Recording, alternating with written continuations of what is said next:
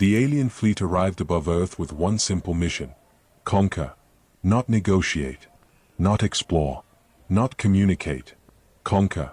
For 300 years, the Carvax Empire had crossed galaxies, crushing civilizations that were stronger, older, and more technologically advanced than humanity. Their ships were the size of cities. Their weapons could split mountains. Their soldiers had never lost a planetary invasion. Earth was supposed to be another easy victory. The Carvax commander looked down at the blue planet and gave one order: begin the occupation. But then something strange happened. Humanity stopped fighting. The cities went dark. The military disappeared from the satellites. And millions of humans began moving underground. The Carvax thought humanity was surrendering. They were wrong. Humanity wasn't hiding from them. They were protecting something. And when the aliens finally discovered what it was, their entire invasion changed. Chapter 1: The Invasion. The Carvax fleet entered Earth's orbit on October 17, 2149. 600 warships appeared above the atmosphere. For humans watching from the ground, the sky looked like it had been replaced by metal.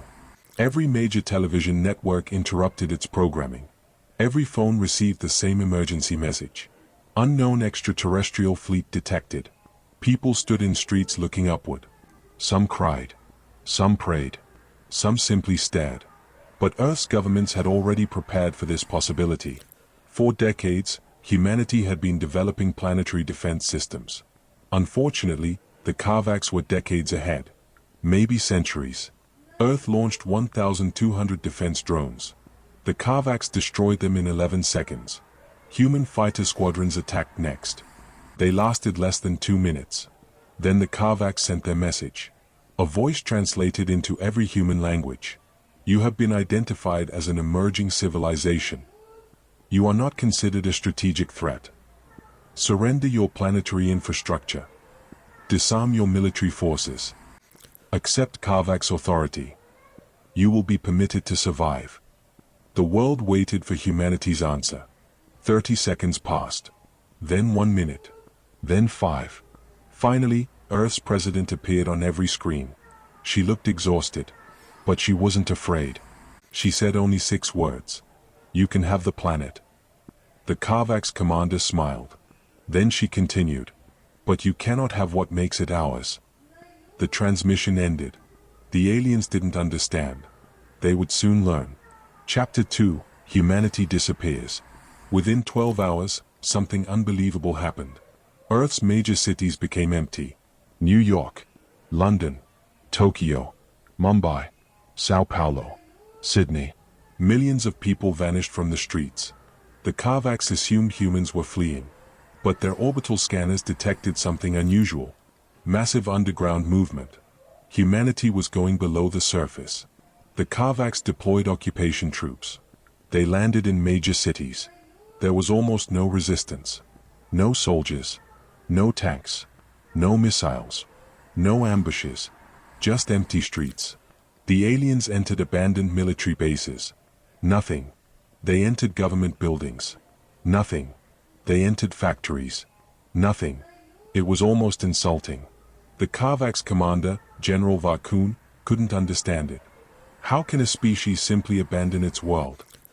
His science officer answered: they haven't. Then where are they? The answer came from beneath their feet. Chapter 3: Below the Earth.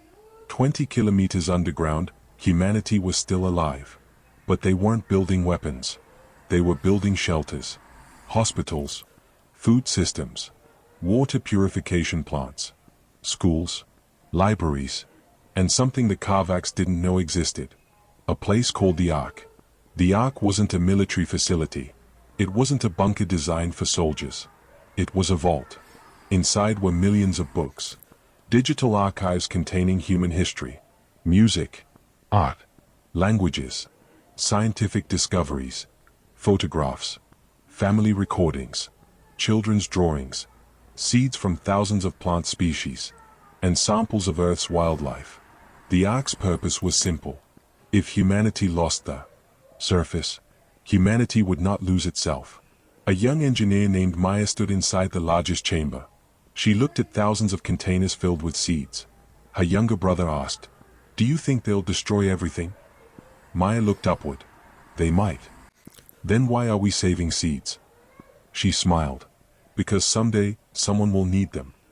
Chapter 4, The First Mistake.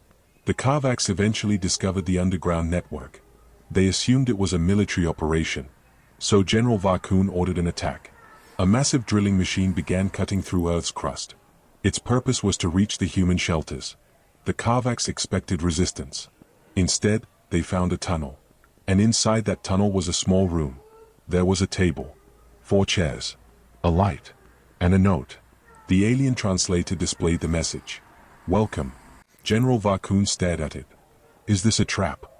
His soldiers scanned the room. Nothing. Then another message appeared. We know you are coming. Then another. We also know you are afraid. Varkun became furious. Afraid. His science officer remained silent. Because the message wasn't finished. The final sentence appeared. You are afraid that if you do not conquer us, someone else will. For the first time since the invasion began, General Varkun had no response. Chapter 5, What Humans Protected. The Karvaks captured a human scientist. Her name was Dr. Elena Carter. They brought her aboard their flagship. General Varkun personally questioned her. Why did your species surrender the surface? Elena answered, because the surface isn't the most important thing we have. Your cities? No. Your technology? No. Your military? Elena laughed. You already destroyed most of it. Then what are you protecting? Elena looked directly into his eyes. Everything that comes after us. Varkun didn't understand. She explained. Humans know we're temporary. Our buildings won't last forever. Our governments won't last forever. Even our species might not last forever. But we've learned something. What? That civilization isn't made of buildings. She pointed toward the planet. It's made of knowledge. Memory. Stories. Curiosity. Children. Everything we teach to the next generation. Varkun stared at her. Then he asked the question that changed everything. Why protect people who haven't been born yet? Elena smiled. Because someone protected us. Chapter 6, The Kid. The Karvaks decided to investigate the human shelters. They captured a small group. Among them was a 10-year-old boy named Noah. General Varkun expected fear. Instead, Noah asked him a question. Do aliens have grandparents? The general froze. What? Grandparents? Yes. Do they tell you stories? Varkun didn't answer. Noah continued. My grandfather used to tell me that humans weren't always smart. The alien soldiers looked confused. Noah smiled. He said humans made lots of mistakes. War. Pollution. Greed.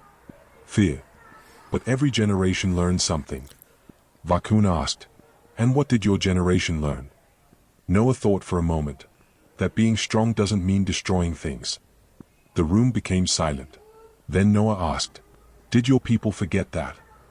Nobody answered. Chapter 7, Tichi Karvak's Secret. The Karvaks weren't always conquerors. That was the truth humanity eventually discovered. Their civilization had once been peaceful. They had scientists, artists, teachers, explorers, families. But thousands of years earlier, the Karvaks' homeworld had nearly been destroyed by another civilization. The survivors became obsessed with security. They built stronger weapons, then stronger ships, then a larger military. Eventually, they decided the only safe galaxy was one they controlled. So they conquered everything around them. Generation after generation was taught the same lesson. If you control everything, nothing can hurt you. But humanity had discovered the flaw in that philosophy. Control everything. And eventually you have nothing left worth protecting. Chapter 8, The Human Offer. Humanity could have attacked. The Karvaks' fleet was vulnerable. Because while the aliens controlled Earth's surface, humans had been quietly activating orbital systems. Not weapons. Communication satellites. Thousands of them. Every satellite transmitted the same message toward the Karvaks' homeworld. It contained human history. Not propaganda. Not threats. Everything. Human achievements. Human failures. Wars. Peace treaties. Scientific discoveries. Children laughing. Families celebrating. People helping strangers. and billions of ordinary moments. The Kavaks received the transmission. At first, they laughed. Then they watched. For 7 hours. No one spoke. Because they realized something terrifying. Humans were not protecting Earth. They were protecting meaning. Chapter 9, The Decision. General Vakun returned to his flagship. His commanders demanded an immediate attack. Destroy the underground cities. Take the planet. Erase the resistance. Vakun remained silent. Then he asked, "How many children are underground?" Nobody knew. How many libraries? Nobody knew. How many seeds? Nobody knew. How many stories? Nobody could calculate. Vakun looked at Earth. For the first time, the planet didn't look like a resource. It looked alive. He finally gave an order. Stop the invasion.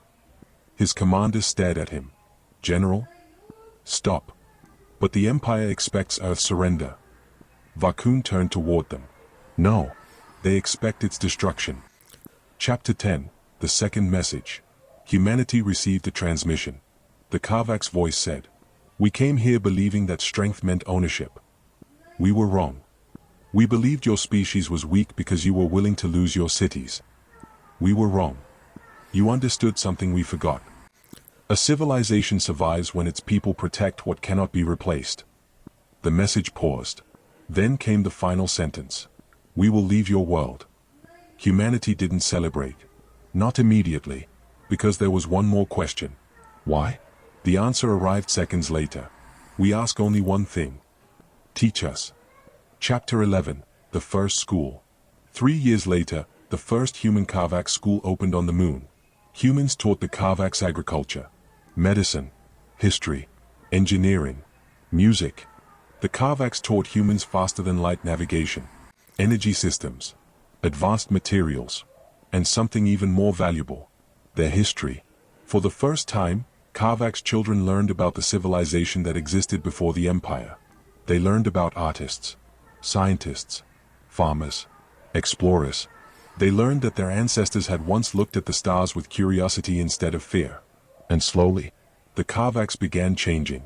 Not because humans defeated them, but because humans reminded them of who they used to be. Final chapter, What Humans Really Protected. 20 years after the invasion, General Vakun returned to Earth. He was old now.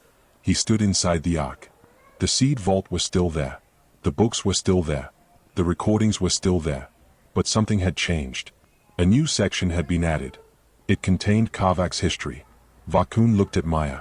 "You saved our civilization." Maya shook her head. "No. You saved yourselves." Maya smiled. "We saved what we believed was worth saving." Vakun looked at the thousands of seeds.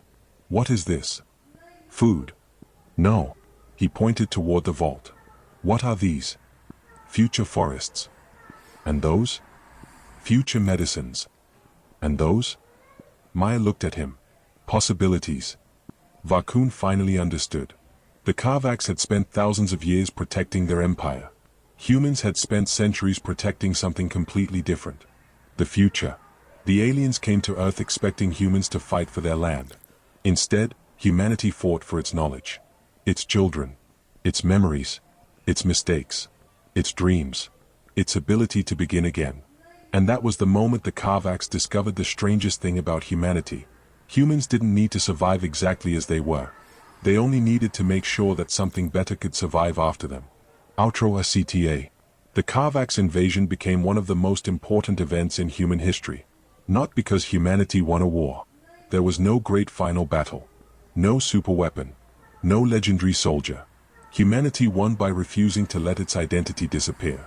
Because sometimes the strongest thing a civilization can do is protect something it may never live long enough to see. A forest planted by someone who will never sit beneath its trees. A book written for someone who hasn't learned to read yet. A lesson taught to a child who will one day teach someone else. That is how civilizations survive. Not through what they conquer, but through what they choose to protect. And somewhere beyond the stars, the Kavaks finally understood humanity's greatest weapon. It wasn't our technology. It wasn't our armies. It wasn't our ability to fight. It was this. Humans could imagine a future they would never personally see, and still choose to build it. If you enjoyed this HFY story, Subscribe for more stories where humanity reminds the galaxy exactly why humans are different.